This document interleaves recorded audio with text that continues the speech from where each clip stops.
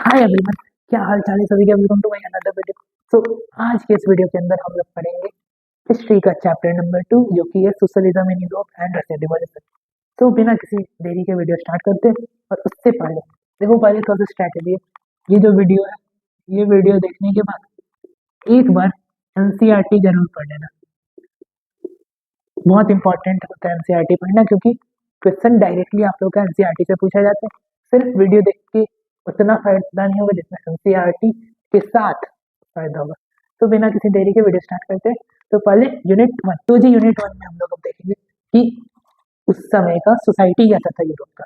तो basically society में तीन तरह के लोग थे, एक थे रेडिकल्स, एक थे लिबरल्स और एक थे कंजर्वेटिव। तो लिबरल्स वो लोग थे जो कि सारे तरह के रिलीजन को फेवर टॉलरेट करना चाहते थे। एक ऐसा कंट्री चाहते थे जो कि सेक्युलर हो, जहाँ पे हर तरह के रिलीजन टॉलरेट किए जाए। फिर वो लोग और क्या चाहते थे कि जो डायनेस्टिक रूलर्स थे उनके पास अनकंट्रोल्ड जो पावर था वो नहीं होना चाहिए। वो लोग चाहते थे कि राइट, इंडिविजुअल का राइट, जो राइट है उसको प्रोटेक्ट किया जाए। वो लोग चाहते थे कि इलेक्टेड पार्लियामेंट्री गवर्नमेंट और एक इंडिपेंडेंट जुडिशियरी। पर वो लोग डेमोक्रेट नहीं थे। क्यों नहीं थे? क्योंकि वो लोग क्या यूनिवर्सल एडल्ट फ्रेंचाइज के खिलाफ थे। वो लोग चाहते थे कि सिर्फ जो मेन के पास प्रॉपर्टी हो, मेन जिसके पास प्रॉपर्टी हो, वो लोग वोट दे, विमेन के पास वोट नहीं। याद है फ्रेंच रिवॉल्यूशन में क्या होता? वैसे ही पूरा यूरोप में था। फिर आते हैं रेडिकल्स। रेडिकल्स चाहते थे कि इलेक्शन हो, गवर्नमेंट बने मेजॉरिटी जो पॉपुलेशन है उसके अकॉर्डिंग, कि मेजॉरिटी लोग वोट करें और उसके अकॉर्डिंग गवर्नमेंट बने। वो लोग विमेन का क्या होता है, विमेन का सफ्रेगेट मूवमेंट को भी प्रमोट करते थे। इसीलिए वो लोग यूनिवर्सल एडल्ट फ्रेंचाइज को प्रमोट कर देते। वो लोग भी डायनेस्टिक रूलर के खिलाफ थे। और एक और बात, वो लोग प्राइवेट प्रॉपर्टी के खिलाफ नहीं थे, लेकिन फिर भी वो लोग चाहते थे कि पावर कुछ ही लोग के हाथ में नहीं रहे। आखिरी आते हैं कंजर्वेटिव। तो कंजर्वेटिव वो लोग थे जो कि राजा के जो लोग होते हैं, नोबल्स वगैरह, क्लर्जी वगैरह, याद है, वो लोग थे कंजर्वेटिव। वो लोग चाहते थे कि शुरुआत में 18th सेंचुरी में कि चेंज कुछ नहीं है। फिर उसके बाद 19th सेंचुरी में वो लोग चेंज के माने पर उन लोग का एक कंडीशन था कि पास्ट को रिस्पेक्ट किया जाए और चेंज एकदम रैपिडली नहीं आना चाहिए, धीरे धीरे आना चाहिए। तो अगला उस समय फिर इंडस्ट्रियल रिवॉल्यूशन भी हुआ था यूरोप में। इंडस्ट्रीज हो रहा था, रेलवे एक्सपैंड कर रहा था। पर उसके साथ साथ इसके पैरेलल में जो वर्किंग कंडीशन था वो सही नहीं था। जो वर्कर्स का वेज था वो भी बहुत कम था। वर्किंग आवर ज्यादा होता था, चाइल्ड लेबर होता था, और अनएम्प्लॉयमेंट, जब किसी गुड के का डिमांड नहीं है तो उस कारण से अनएम्प्लॉयमेंट भी होता था। तो रेडिकल्स, लिबरल्स, ये दो ग्रुप चाहते थे कि वर्कर्स का सिचुएशन सुधारने। वो लोग चाहते थे कि चेंज आए, सबके एफर्ट का वैल्यू किया जाए। तो फिर उसके बाद उस समय 18 सॉरी हाँ 1815 में गुजीपी मजीनी नाम के एक नेशनलिस्ट थे जो कि इटली में इक्वल वोटिंग राइट के लिए लड़े थे। ठीक है, ऐसे बहुत सारे रिवॉल्यूशनरी पूरे यूरोप में आए थे, इमर्ज हुए थे उस टाइम। तो उस समय सोशलिज्म का राइज होता है। तो सोशलिज्म ऐसा एक आइडियोलॉजी है जिसके अंदर बताया जाता है कि लैंड या कोई भी प्रॉपर्टी वो किसी एक इंडिविजुअल या ग्रुप में कंसेंट्रेटेड नहीं हो, सबके पास इक्वली हो। जो भी काम हो सबको एज अ कोऑपरेटिव कम्युनिटी सब लोग वर्क करें। यहाँ पे वर्कर्स को जितना प्रोडक्शन में उनका शेयर है उसके अकॉर्डिंग वो लोग को रिजल्ट मिले, मतलब पैसा मिले। जितना पैसा आप इन्वेस्ट किए उसके अकॉर्डिंग आपको रिटर्न मिले। तो ये था हम लोग का सोशलिज्म। तो सोशलिज्म पहले चार सोशलिस्ट के द्वारा स्प्रेड हुआ। तो पहले थे रॉबर्ट ओवन, जो कि एक इंग्लिश मैन्युफैक्चरर थे और चाहते थे कि एक कोऑपरेटिव कम्युनिटी बनाना जिसका नाम था न्यू इंडियाना, जो कि वो चाहते, सॉरी, न्यू हार्मनी था जो कि वो इंडियाना यूएसए में बनाना चाहते थे। फिर थे एक और लुइस प्लैंक, जो कि चाहते थे कि गवर्नमेंट कोऑपरेटिव्स को इनकरेज करे। फिर कार्ल मार्क्स और फ्रेडरिक एंजल्स जैसे सोशलिस्ट आते हैं जो कि बोलते हैं कि जो कैपिटलिस्ट है, कैपिटलिस्ट मतलब जो कि इंडस्ट्रियलिस्ट है, वो लोग चाहते हैं कि जो भी प्रॉफिट है उनके पास है, वो वर्कर्स क्या है, जी रहे मर रहे, उससे उन लोगों को कोई मतलब नहीं था। तो कार्ल मार्क्स और फ्रेडरिक एंजल्स चाहते थे कि वर्कर अपना कोऑपरेटिव कम्युनिटी बनाए, कम्युनिस्ट सोसाइटी बनना चाहिए, जो कि कार्ल मार्क्स का आइडिया था। अब सोशलिज्म बहुत कंट्रीज में भी फैला। जैसे कि जर्मनी में एसपीडी बना, फिर ब्रिटेन में लेबर पार्टी बना, फ्रांस में बना सोशलिस्ट पार्टी। तो ऐसे अलग अलग कंट्री में सोशलिज्म स्प्रेड हुआ। सोशलिज्म का एक इंटरनेशनल बॉडी भी बना, सेकेंड इंटरनेशनल करके। तो यहाँ पे हम लोग का यूनिट 1 पूरा एंड होता है। तो अब बढ़ते हैं हम लोग यूनिट 2 में। तो यूनिट 2 के अंदर हम लोग देखते हैं कि रशियन एम्पायर, उसके फिर रशियन एम्पायर में इकोनॉमी और सोसाइटी कैसा था, वहाँ पे सोशलिज्म कैसे होता है, फिर 1905 रिवॉल्यूशन हुआ और वर्ल्ड वॉर, यही सब कुछ टॉपिक है। तो पहले रशियन एम्पायर के बारे में। तो उस समय 1914 का बात है। तो उस समय त्सार निकोलस टू राजा था वो रसिया का। तो उस समय रसिया में Moscow, Finland, Latvia, Lithuania, Ukraine और भी बहुत सारे सेंट्रल एशियन कंट्रीज मिला के रशियन एम्पायर बन रहा था। तो वहाँ पे मेन रिलीजन था आपका ऑर्थोडॉक्स रशियन क्रिश्चियनिटी, जो कि ग्रीक ऑर्थोडॉक्स चर्च से आया था। पर वहाँ पे मुस्लिम, कैथोलिक और प्रोटेस्टेंट वगैरह भी वहाँ पे रहते थे, और बुद्धिस्ट भी। तो इकोनॉमी एंड सोसाइटी, तो उस समय का इकोनॉमी कैसा था? तो वहाँ पे एग्रो बेस्ड इकोनॉमी था। 85% लोग वहाँ के एग्रीकल्चर में थे। वहाँ पे मेजर एक्सपोर्टर ऑफ ग्रेन था रसिया, और अपने लिए और एक्सपोर्ट करने के लिए, दोनों के लिए ये बनाता था, ग्रेन प्रोड्यूस करता था, फूड ग्रेन। पर जो पीजेंट थे वो लोग डिवाइडेड होते थे। वो लोग क्या करते थे कि वो लोग रिलीजियस थे और डिवाइडेड भी थे। वो लोग नोबल्स को नफरत करते थे। हम लोग फ्रेंच रिवॉल्यूशन में देखे कि नोबल्स को सपोर्ट किया जाता था, बट यहाँ पे ऐसा नहीं होता था। यहाँ पे पीजेंट लोग नोबल से गुस्सा थे। वो लोग चाहते थे कि जो नोबल्स का जमीन है वो उनको मिल जाए। उसके लिए वो लोग लैंडलॉर्ड को रेंट नहीं देते थे, तो कभी मर्डर करते थे। 1902 में ये साउथ रसिया में हुआ, और 1905 तक आते आते पूरे रसिया में होने लगा। और इसमें वर्कर्स भी थे। तो वर्कर्स लोग क्या करते थे? पहले तो रसिया में इंडस्ट्री बहुत कम था, जो था एकदम मेन सिटी मॉस्को और सेंट पीटर्सबर्ग वाला इलाका में था। तो इससे ज्यादा वर्कर्स से ज्यादा वहाँ पे क्राफ्ट शॉप थे। तो जैसे जैसे 1900 तक इंडस्ट्रियल रिवॉल्यूशन आया, फिर वो सब इंडस्ट्री आने लगा, कोल का डबल हो गया, कोल आयरन का प्रोडक्शन क्वाड्रपल हो गया, जिस कारण से एक समय तक वर्कर्स और क्राफ्टमैन का नंबर इक्वल हो गया। तो वर्कर्स भी डिवाइडेड ग्रुप थे। तो जो मेटल वर्कर थे वो अपने आप को एरिस्टोक्रेट्स मानते थे, क्योंकि वो लोग सोचते थे कि उन लोग को ज्यादा स्किल का जरूरत पड़ता है दूसरे वर्कर्स के मुकाबले। वोमेन 31% थी वर्कर्स का, लेकिन उन लोग को मेन से कम वेज मिलता था, मतलब कम सैलरी मिलता था। ठीक है।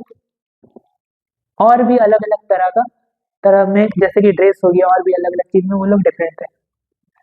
पर जब बात आता है लड़ाई करने का, तो वर्कर्स बहुत ज्यादा यूनाइटेड थे। जब भी कोई स्ट्राइक आता है तो सब लोग मिल जाते थे। जैसे कि 1896-97 में टेक्सटाइल इंडस्ट्री में हो रहा था बहुत ज्यादा रिवोल्ट वगैरह, स्ट्राइक वगैरह। तो आगे सोशलिज्म इन रसिया। तो 1914 तक रसिया में सारे पॉलिटिकल ऑर्गेनाइजेशन और पार्टी इलीगल थे। क्यों? क्योंकि मोनार्की चल रहा था, त्सार निकोलस राजा था। तो वहाँ पे सोशल डेमोक्रेटिक वर्कर्स पार्टी बनता है 1898 में, जो कि इलीगल ऑर्गेनाइजेशन वर्क करता है। क्यों? बैन था। ठीक है। फिर उसके बाद सोशलिस्ट रिवॉल्यूशनरी। तो उस समय क्या करते थे सोशलिस्ट रिवॉल्यूशनरी, मतलब पीजेंट लोग, वो लोग अपना जो जमीन है वो सब इकट्ठा करके साथ में फार्मिंग करते थे, और वो डिवाइड करते थे अपने नीड के बेसिस पे, जो कि एक मीर जो कम्यून जो वो लोग का होता था, हेड, वो लोग डिवाइड करता था कम्यून। तो पीजेंट को लगता था कि ये जो वो लोग जो डिवाइड करते, वो लोग को नेचुरली सोशलिस्ट बना दिया। तो वो लोग 1900 में, ठीक इससे 2 साल के बाद 1900 में अपना सोशलिस्ट रिवॉल्यूशनरी पार्टी बनाते हैं। तो पर एक सर आते हैं लेनिन, जो कि बोल्शेविक के लीडर थे। वो सोचते थे कि कोई किसान गरीब है, कोई अमीर है, कोई कैपिटलिस्ट है, तो कोई लैंडलेस है। इसीलिए वो लोग, लेनिन का सोचना था कि सब लोग पूरा डिवाइडेड है, वो लोग सोशलिस्ट नहीं हो सकते। ऐसा लेनिन का सोचना था, क्योंकि बोल्शेविक का लीडर था। बोल्शेविक क्या था? तो बोल्शेविक एक और पार्टी था, रिवॉल्यूशनरी पार्टी, जो कि जिसमें लेनिन चाहता था कि जो सोशलिस्ट पार्टी में जो भी मेंबर होंगे उनका नंबर और क्वालिटी कंट्रोल करना चाहिए, और जो मेंबर होंगे उनको डिसिप्लिन होना चाहिए। जबकि एक और पार्टी मेंसेविक्स जो थी, वो सोचती थी कि पार्टी सबके लिए खुला होना चाहिए, कोई भी रिस्ट्रिक्शन नहीं होना चाहिए। ठीक है, फिर अब इसके बाद आते हैं 1905। तो इससे पहले थोड़ा सा पीछे जाएंगे, एक आध साल वाले। तो 1904 के आसपास रसिया ऑटोक्रेसी था। ऑटोक्रेसी मतलब मोनार्की, जहाँ पे राजा रूल करता, उसको किसी भी चीज के लिए वो अकाउंटेबल नहीं होता। तो ऑटोक्रेसी था रसिया। तो उस समय रसिया में क्या होता था कि जो ये चारों ग्रुप, ये चारों नहीं, बस ये दोनों ग्रुप है, इसके साथ नेशनलिस्ट वगैरह और ज्यादादिस्ट, मतलब कि जो मुस्लिम लोग थे, वो लोग मिलके डिमांड करते कॉन्स्टिट्यूशन का। तो कॉन्स्टिट्यूशन का डिमांड करते हैं, उसके लिए रिवॉल्यूशन करेंगे। तो 1904 में वर्कर्स का हालत अच्छा नहीं था। जो रियल वेज मतलब कि आप कितने पैसे में कितना चीज खरीद सकते हो। मान लीजिए 1 रुपए में आप एक चॉकलेट खरीदते हो, ठीक है। अगर वही आप 1 रुपए में 2 चॉकलेट खरीदोगे तो आपका रियल वेज बढ़ जाएगा। पर यही आप 2 रुपए में एक चॉकलेट खरीदोगे तो आपका रियल वेज घट जाएगा। ठीक है, तो कितने पैसे में कितना चीज खरीद सकते हैं, ये होता है रियल वेज। तो उस टाइम पे 20% रियल वेज घट गया। अब घटा तो बवाल करने लगे वर्कर्स लोग। तो उस समय क्या हुआ, 4 वर्कर पुटिलो आयरन वर्क, हाँ पुटिलो आयरन वर्क्स नाम का एक इंडस्ट्री था, आयरन इंडस्ट्री, वहां से 4 वर्कर थे। तो सब लोग प्रोटेस्ट कर दिए, सारे वर्कर्स। फिर क्या होता है, ब्लडी संडे नाम का एक इंसिडेंट होता है। तो जो 4 वर्कर्स को निकाल दिया गया, 1,10,000 शायद वर्कर्स स्ट्राइक किए थे। तो स्ट्राइक करके वो लोग विंटर पैलेस पहुंच रहे थे, जिसको लीड कौन कर रहा था, फादर गेफॉन। तो फादर गेफॉन जब लीड कर रहे थे, तो उस टाइम पे जैसे ही विंटर पैलेस पहुंचे, वैसे ही राजा, पुलिस वगैरह जो भी गार्ड आर्मी जो भी है, तो सबको बोलते हैं हमला कर देने के लिए। उसमें 100 लोग मर जाते हैं और 300 लोग से ज्यादा को चोट लग जाते हैं। इसका नाम दिया गया ब्लडी संडे। फिर इसको ऐसा देख के स्टूडेंट लोग बवाल कर देते हैं, लॉयर्स, डॉक्टर्स और भी जो भी एजुकेटेड लोग थे, वो लोग यूनियन बनाने लगते हैं अपना, यूनियन ऑफ यूनियन नाम का। तो इससे फिर इसी को 1905 रिवॉल्यूशन कहते हैं। फिर राजा समझ गया कि अब तो थोड़ा सा इन लोग को फ्रीडम देना पड़ेगा। तो ड्यूमा उस समय, हाँ ड्यूमा का सिस्टम लाया राजा। तो ड्यूमा क्या होता है, इलेक्टेड पार्लियामेंट्री गवर्नमेंट, मतलब कि अब से पार्लियामेंट्री गवर्नमेंट इलेक्ट किया जाएगा। पर राजा तो राजा होता है, पावर घटने देगा नहीं अपने आप को, कोई भी राजा नहीं चाहेगा। तो पहला ड्यूमा 75 दिन में खत्म होता है। फिर अगला ड्यूमा 90 दिन, मतलब कि 3 महीना में खत्म होता है। और जो तीसरा ड्यूमा था, उसमें वो सिर्फ कंजर्वेटिव को मारता है। कंजर्वेटिव पढ़े हम लोग पहले क्या होता है। तो ऐसे करके राजा फिर से कंजर्वेटिव पूरा गवर्नमेंट ला देता है। ड्यूमा नाम का है, बस इसमें कंजर्वेटिव लोग भरे। तो इसके बाद वर्ल्ड वॉर 1 का टाइम आता है, रसिया भी पार्टिसिपेट करता है, सेंट्रल पावर और साइड पावर। तो पहले तो शुरुआत में सब लोग राजा को बहुत ज्यादा सपोर्ट करते हैं कि हाँ रसिया जीतेगा। पर धीरे धीरे ड्यूमा सस्पेंड होता है, राजा ड्यूमा से वो क्या बोलते हैं, ऑर्डर लेना बंद कर देता है, अपने मन से करता है। तो लोगों का सपोर्ट भी कम होता है। तो जो रसियन आर्मी था, ठीक है, रसियन आर्मी बहुत ग्रेटर, क्या बोलते हैं, बहुत ज्यादा इम्पैक्ट पड़ा रसियन आर्मी को वर्ल्ड वॉर 1 में। तो कैसे पड़ा, तो रसिया वेस्ट की तरफ फ्रेंच आर्मी से लड़ रहा था और ईस्ट की तरफ जर्मनी से। हाँ, तो वेस्ट में फ्रांस के साथ लड़ रहा था। तो ट्रेंचेस, ट्रेंच क्या होता है, जैसे जमीन है उसमें गड्ढा खोद के आदमी रहेगा बंदूक लिए हुए, जो है ढाई ढाई मारेगा। तो ड्राइंग समझ जाना। तो ऐसे ही ट्रेंचेस में थे। पर ईस्ट में रसिया एकदम खुले में लड़ रहे थे, जिससे 7 मिलियन से भी ज्यादा लोग मरते हैं।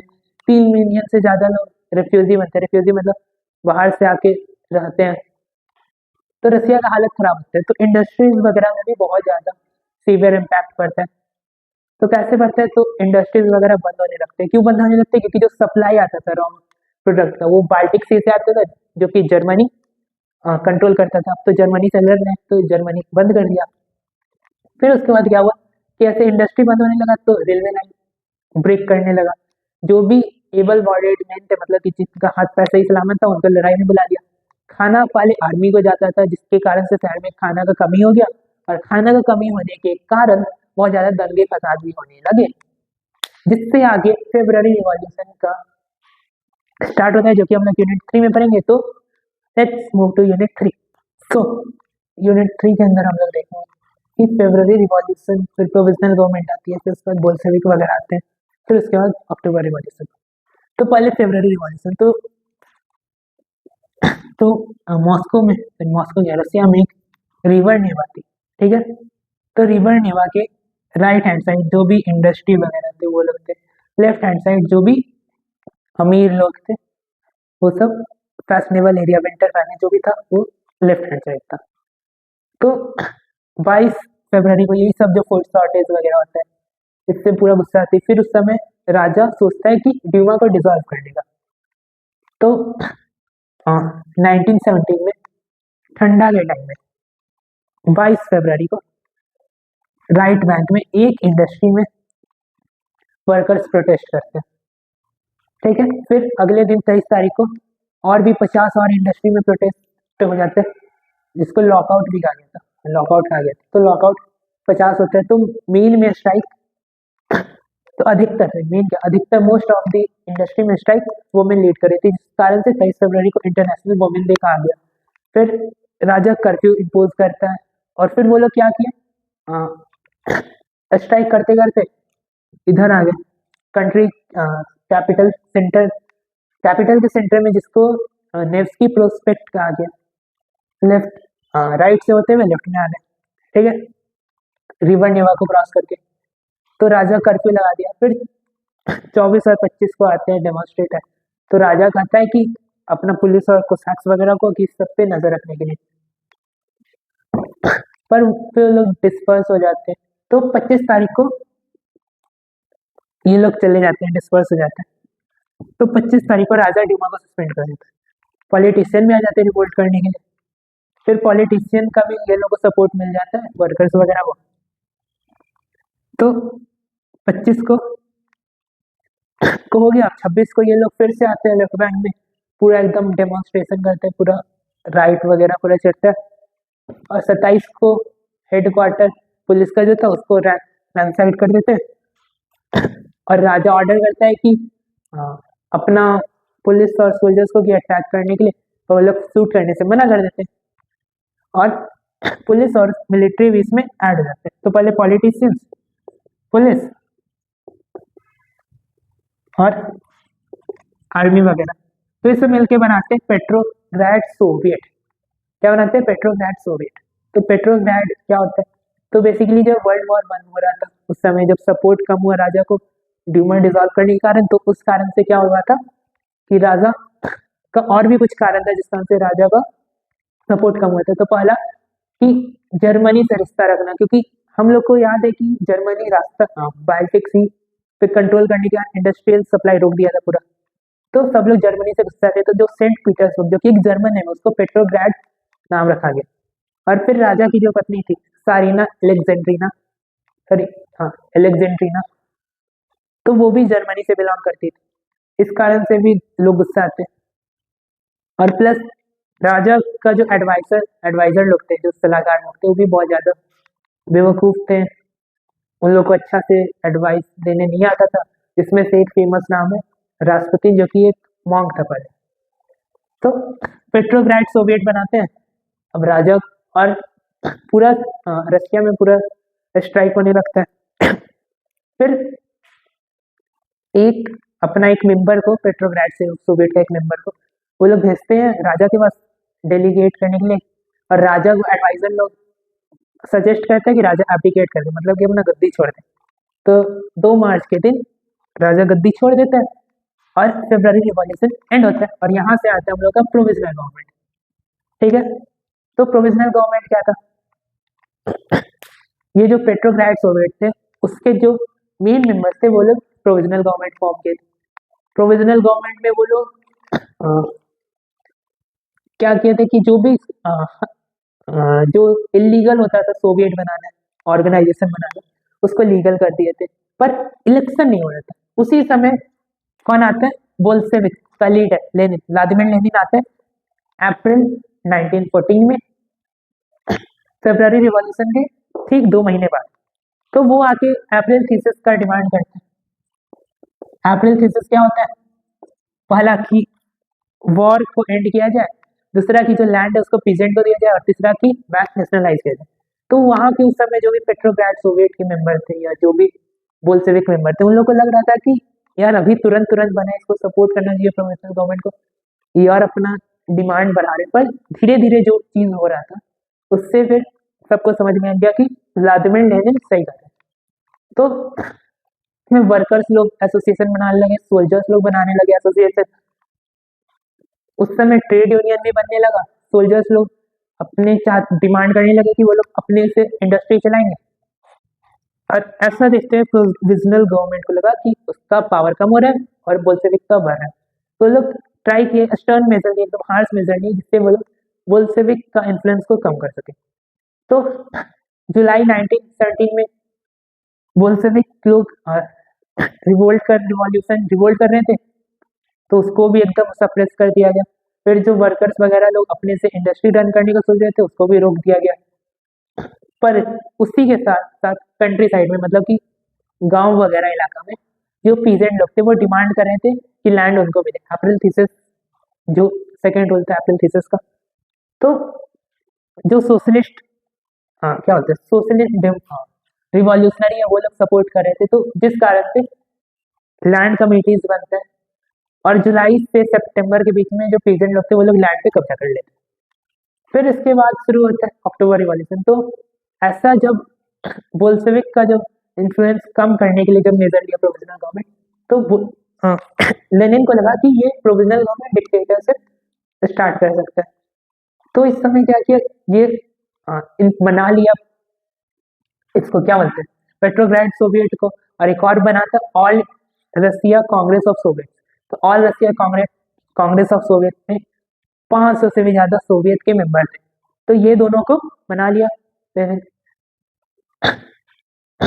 16 अक्टूबर को एक मिलिट्री रिवॉल्यूशनरी कमेटी बनाया जाता है लियोन ट्रोट्स्की के अंदर, ये अक्टूबर रिवॉल्यूशन लेट करने के लिए। पर रिवॉल्यूशन का डेट अभी तक छुपा के रखा जाता है। तो उसके कुछ दिन के बाद जो जो यहाँ का वो था लीडर था प्रोविजनल गवर्नमेंट का, वो ट्रूप को गाइड करने जाता है दो बोल्शेविक का फोर्ट को कब्जा करने के लिए। ठीक है, वो ट्रूप लेके जाते हैं। फिर टेलीग्राफ और टेलीफोन ऑफिस पे भी कब्जा कर लेते हैं। फिर 24, ये कब हुआ था, 24 अक्टूबर के दिन। तो 24 अक्टूबर को उसके बदले में जो लियोन ट्रोट्स्की का जो मिलिट्री रिवॉल्यूशनरी कमेटी था, वो भी विंटर पैलेस पे हमला कर देता है। तो विंटर पैलेस से हमला करता है, तो ऑरोरा शिप से हमला किया जाता है, और भी बहुत चीज से हमला किया जाता है, और रात तक सिटी बोल्शेविक के कंट्रोल में था। ठीक है, यहाँ पे हम लोग का अक्टूबर रिवॉल्यूशन भी खत्म होता है, और उसके साथ साथ यूनिट 3 भी खत्म होता है। आप स्टार्ट करते हैं यूनिट 4। तो यूनिट 4 के अंदर हम लोग देखेंगे Bolshevik government, civil war, socialist society, Stalinism और कलेक्टिवाइजेशन। ठीक है, तो बोल्शेविक गवर्नमेंट, तो अक्टूबर रिवॉल्यूशन में हम लोग देख चुके थे कि केरेंस्की की हमला किया, तो बदले में बाजा बजाती है पेट्रोग्राड सोवियत और वो सब all Russia Congress of Soviet मिलके लेनिन के साथ बाजा बजा दिया। तो बाजा बजाने के बाद बोल्शेविक का गवर्नमेंट बन गया। तो बोल्शेविक क्या करता है, पहले रूल बनाता है कि लैंड ट्रांसफर हो जाए पीजेंट को, बैंक वगैरह नेशनलाइज हो जाए। ठीक है, तो उसका जब होता, उसके बाद वो क्या करता है, इलेक्शन करवाता है। तो इलेक्शन में बोल्शेविक गवर्नमेंट को मेजॉरिटी सीट नहीं मिलता है। तो फिर जो न्यू गवर्नमेंट बनता है जनवरी 1918 में, वो बोल्शेविक का कोई बात नहीं मानता है, तो बोल्शेविक हटा देता है, बोलता है कि all Russia Congress of Soviet जो गवर्नमेंट बने वो ज़्यादा डेमोक्रेटिक है और सोशलिस्ट है। ठीक है, फिर उसके बाद क्या होता है, रसिया में सिर्फ बोल्शेविक पार्टी पार्टिसिपेट कर रही थी इलेक्शन में, वन पार्टी स्टेट बन जाता है रसिया। वन पार्टी स्टेट बनने के बाद क्या होता है कि ट्रेड यूनियन वगैरह सब पे वो कंट्रोल करता है बोल्शेविक गवर्नमेंट। फिर सीक्रेट पुलिस जैसे कि चेका पहले किया गया, फिर उसका नाम भी 2 बार बदला गया। तो वो सब सीक्रेट पुलिस वगैरह रखता है कि कोई भी बोल्शेविक गवर्नमेंट के को अपोज करेगा तो उसको अरेस्ट कर लिया जाएगा और पनिश किया जाएगा। तो शुरुआत में आर्टिसंस वगैरह सपोर्ट करते थे सोशलिज्म के कारण बोल्शेविक गवर्नमेंट को, पर बाद में वो लोग डिल्यूजन मतलब कंफ्यूज हो गए कि बोल्शेविक गवर्नमेंट क्या कर रहा है। मतलब आप ही लोग बताइए कि पहले ये सोशलिज्म के फेवर में था, पर जब इसके पास पावर आया तो ये खुद डिक्टेटरशिप वो क्या होते बनाने लगा रसिया को। तो एक बहुत अच्छा है कि power tends to corrupt, power tends to corrupt and absolute power corrupts absolutely. ठीक है, किसी के पास पावर आएगा तो करप्ट होगा, अगर किसी के पास एब्सोल्यूट पावर होगा तो एब्सोल्यूटली करप्ट हो जाएगा। ठीक है, यही फ्रेज के साथ बोल्शेविक गवर्नमेंट में लोग अब से हुआ। तो इस यूनिट के स्टार्ट होने पड़े थे कि बोल्शेविक गवर्नमेंट जो लैंड है उसको रीडिस्ट्रीब्यूट करता है। तो जो भी आर्मी के जो मिलिट्री के जो सोल्जर थे, मिलिट्री के जो भी सोल्जर थे वो लोग अपने घर चले गए। क्यों? क्योंकि उन लोग को जमीन मिला, उससे खुश होकर घर चले गए छुट्टी मना रहे। तो उस समय जो पहले के जो थे लिबरल रैडिकल प्रो सारिस्ट गवर्नमेंट, फिर जो कंजर्वेटिव लोग थे और फिर जो कि प्रोविजनल गवर्नमेंट के भी लोग थे, वो लोग सोचते हैं कि यही सही मौका है बोल्शेविक पे हमला करके कंट्रोल पाने का। तो इन लोगों को फॉरेन सपोर्ट भी मिल रहा था, फॉरेन कंट्री जैसे कि जापान फ्रांस वगैरह से भी सपोर्ट मिल रहा था। तो हमला होता है और कंट्रोल ले भी लेता है, पर आप बदल तो जाइएगा नहीं, आपका ये सिर्फ पॉलिसी, आपका जो माइंडसेट है वो तो जल्दी बदलेगा नहीं। तो जो कंजर्वेटिव वगैरह थे वो लोग चाहते हैं लैंड को पीजेंट को देना चाहते नहीं थे, तो लोग जो भी लैंड पीजेंट कंट्रोल करता था वो लोग से छीनने लगे, जिस कारण से लोगों का सपोर्ट कम हुआ नॉन बोल्शेविक गवर्नमेंट की तरफ, और बोल्शेविक गवर्नमेंट के लिए सपोर्ट और बढ़ गया, जिस कारण से जनवरी 1920 में फिर से बोल्शेविक गवर्नमेंट पावर में आया और लेकिन रूलर बन गया। ठीक है, तो इसमें और मुस्लिम जो जार्दलिस्ट लोग थे उन लोग का भी सपोर्ट था, पर सपोर्ट वहाँ पे नहीं मिला जैसे खीवा सेंट्रल एशिया में। तो वहाँ पे बोल्शेविक जो थे, जो कॉलोनिस्ट थे, मतलब कि जो रूलर लोग थे वो लोग बोल्शेविक बने थे। तो खीवा वगैरह में सपोर्ट नहीं मिला क्योंकि वहाँ पे वो लोग कॉलोनिस्ट लोग एकदम मैसेकर कर रहे थे लोगों का। ठीक है, तो इससे लोगों को लग रहा था कि ये बोल्शेविक रिप्रेजेंट क्या करता है। तो इसके आगे हम लोग सोशलिस्ट सोसाइटी के बारे में पढ़ेंगे कि सोशलिस्ट बस बना देने से नहीं आ सकते, कैसे बना सोशलिस्ट सोसाइटी। तो पहले बैंक नेशनलाइज हुआ, इंडस्ट्री नेशनलाइज हुआ, जो लैंड है वो पीजेंट को दे दिया गया कि आप फार्मिंग करो, उसको यूज़ करके बताया गया कि कलेक्टिव फार्मिंग कैसे होता है। फिर उसके बाद सेंट्रल प्लानिंग आया कि ऑफिसर लोग सेट कर देते अगले 5 साल के लिए प्लान, जिसका नाम था 5 ईयर प्लान। ठीक है, फिर वहाँ पे और भी रैपिड इंडस्ट्रियल ग्रोथ हुआ। इंडस्ट्रियल ग्रोथ पर वर्कर का कंडीशन नहीं सुधर रहा है, कंडीशन वर्कर का बहुत खराब था। एक केस बताया गया कि एक वर्कर को 4th फ्लोर से रात में टॉयलेट करने के लिए आना पड़ता था -40 डिग्री टेम्परेचर में ठंड के टाइम में। तो इतना खराब सिचुएशन था। तो स्कूल और यूनिवर्सिटी सेटअप होने लगा वर्कर्स के लिए, क्रेचेस बनने लगा वो वुमेन के लिए, ताकि अपना बच्चा को संभाल सके, मतलब देखभाल हो सके अपने बच्चे का। फिर उसके बाद चीप हेल्थ केयर फैसिलिटी हो गया, लिविंग क्वार्टर को थोड़ा सा मॉडर्न बनाया गया। तो ये सब कुछ सोशलिस्ट सोसाइटी के अंतर्गत सब पॉलिसी। तो आगे उस समय पर उसके आगे हम लोग देखते हैं स्टैंडर्डिज्म और कलेक्टिविज्म। तो जब सोशलिस्ट सोसाइटी बना तो उस समय पे जो प्रोडक्शन था फूड का, उसमें बहुत ज़्यादा शॉर्टेज आ रहा था क्योंकि विंटर हार्श हो रहा था, जिसके कारण से हार्वेस्ट खराब हो रहा था। तो इस कारण से एक्यूट फूड शॉर्टेज हो रहा था, स्पेशली 1920 के 29 के टाइम पे।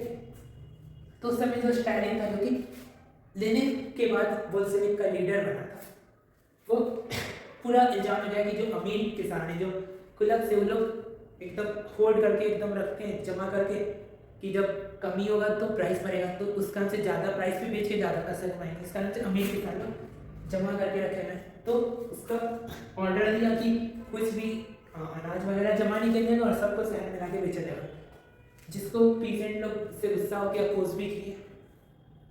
फिर उसके बाद भी फूड शॉर्टेज खत्म नहीं हुआ, उसको लगा कि यार कुलक्स लोग जो थे, जो अमीर किसान थे, वो लोग अच्छे से वो नहीं करे, क्या होता है, क्या करते इसको, अच्छे से खेती नहीं करते।